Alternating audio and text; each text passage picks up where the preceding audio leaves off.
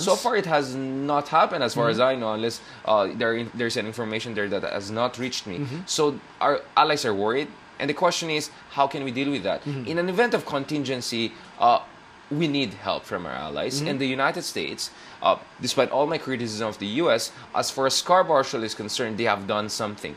In fact, last year, early 2016, there were very clear indications that China may actually move ahead with building facilities in that area.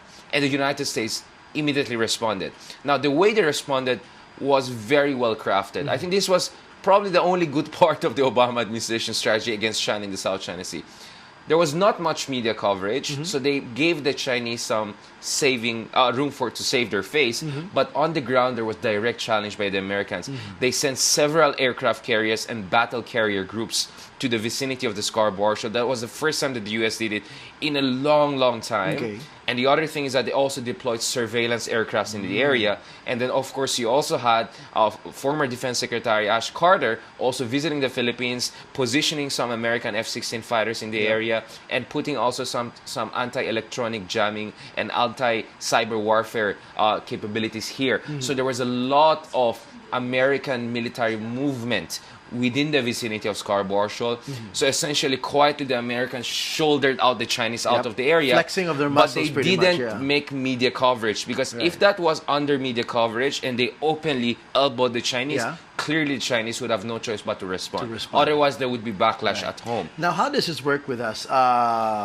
There's rhetoric of what the president says against the U.S., and there's reality. What is reality now? Where do we really stand in terms of the treaties we have with the U.S., our defense cooperation with the U.S. and other allies, that really we obviously need to support us in this tricky situation at Scarborough Shoal? We need to hedge our bets. As much as I support the president's outreach to China, and I've supported consistently over the years the necessity for bilateral diplomatic engagement, we need an insurance policy. And no matter how problematic, U.S. is still our best insurance policy.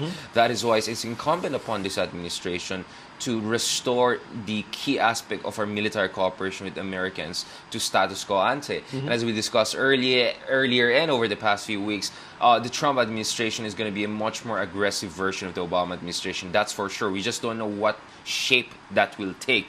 So in some ways, this is a much more reliable ally than we had under the Obama administration, as far as military countermeasures against China is concerned. But that will require a reset in our bilateral relationship with the United States. We have already canceled the FIBLEX and CARAT, which are important joint exercises to allow for interoperability and joint responses in an event of contingency. Probably we have to restore some of those down the road, or at least because the other concern is also Balikatan. That could also be dramatically downgraded. So cancellation of these joint exercises affects our ability to respond as allies in an event of contingency. So how can you operationalize our mutual defense treaty, assuming if the U.S. wants to help us, if we don't have that level of interoperability? So we need to restore that level of military cooperation that we're moving towards. Now, it seems over the past few weeks, we see multiple indications that two sides are patching it up. So first, you have this clearance for the EDCA to be implemented. So Americans will have access to that 5 military bases and 2 civilian facilities. Now, we need, for a lot of strategies, to give the Americans more access to other bases in order for the Americans to have stronger deterrence value against China.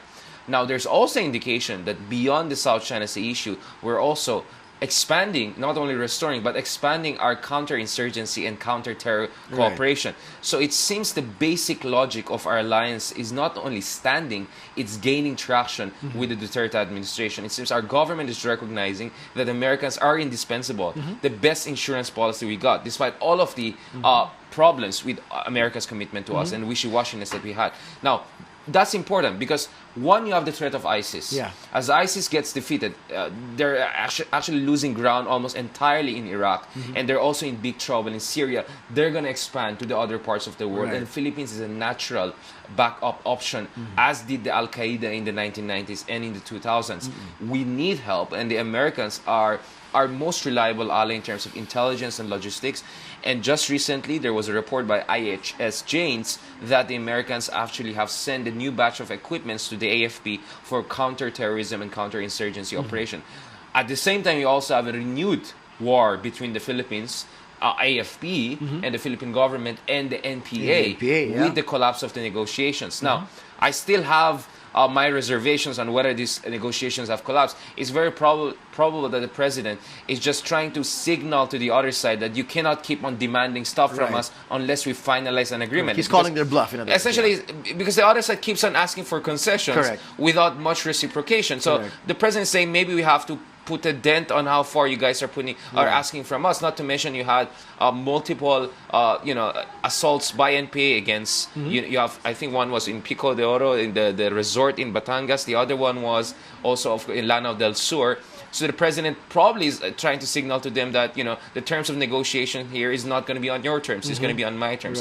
But nonetheless, there is a limbo right now in the peace negotiations, and there's a possibility of renewed conflict between communists and the AFP. Now, who else is going to help you here? Again, the United States is very important. So it seems that the logic and the indispensability of American military assistance to us is pushing this administration to restore ties quietly and gradually. So the rhetoric is there to appease China, to keep the renewed economic ties cozy, but yet in reality, what's happening quietly is that the Americans really are still helping us out. Exactly. So on the ground, very quietly, the Americans and the Philippines are patching it up, thanks to sober, realistic people in the defense establishment, including Secretary Lorenzana. Of course, on the level of presidency and the administration, of course, you still have criticism of the U.S., and I think the president is correct to say that the Americans cannot have permanent military presence here.